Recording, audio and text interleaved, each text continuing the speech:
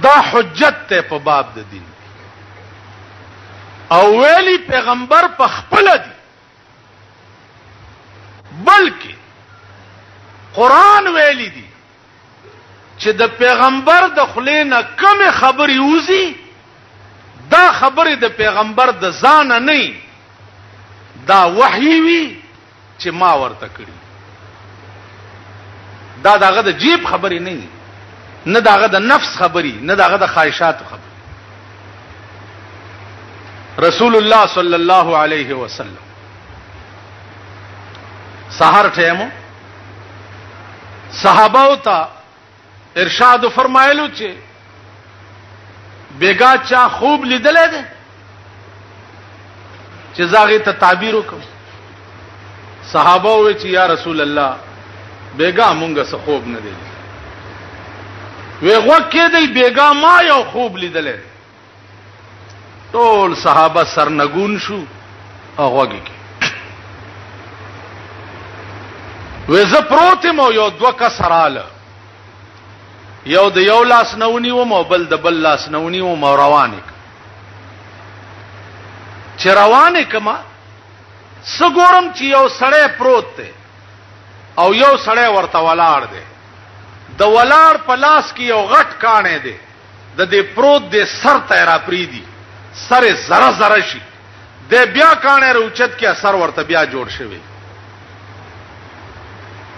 و ماوی چې دا څوک دی چې په داسې قهر گرفتار دی و ادوو کسر اتوي چې یا رسول الله فانطلق مخکزا و چې مخکې لاړم یو سړی ناس ته او یو ورته ولاړ دی او د ولاړ پلاس کې د اور پلاسونو او د اور انبوري دي د دې ناس د خولې ته ورچي دا خولې داسې شلې او بیا ورزي او شلې او بیا ورزي یا بار الہ دا څوک دی وی جی نور مخکزا چې نور مخکې لاړم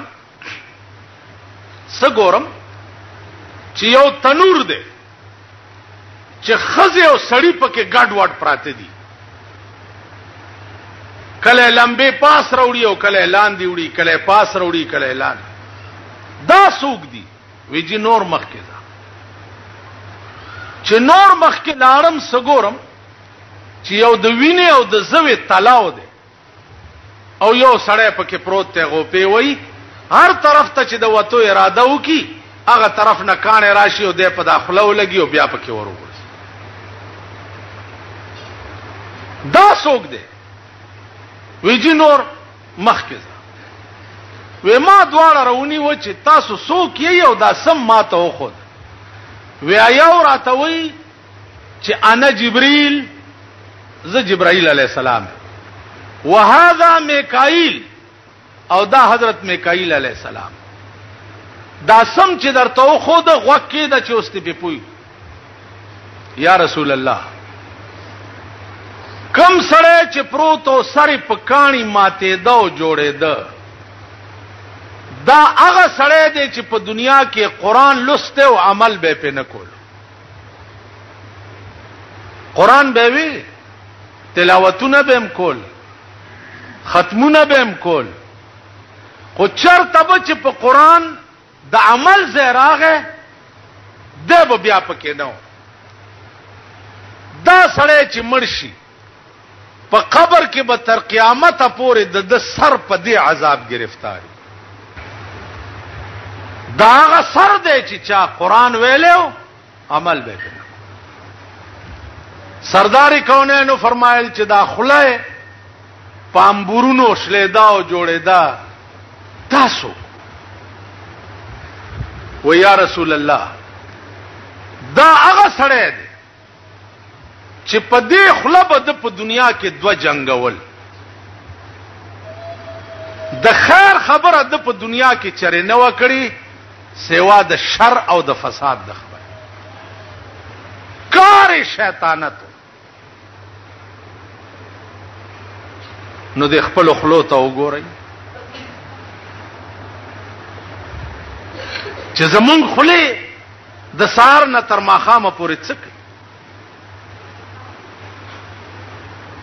زمونږ د خلوبه رسول الله صلی الله علیه وسلم فرمایلی دي د مرګ نه وروسته په قبر کې دا حال دا خزه او سړی چې په تنور کې لمبو پاس وړا او راوړه و یا رسول الله دا هغه سړی دی چې خپل خزه وی او پردو خزو پسې به ګرځیده او دا هغه خزه دی چې خپل مړونه وو او پردو سړو پسې به ګرځیدي نو دا خزه او سړی چې مړ شي تر قیامت پورې به دا غوي قبر د اور تنور وي اندازه وکي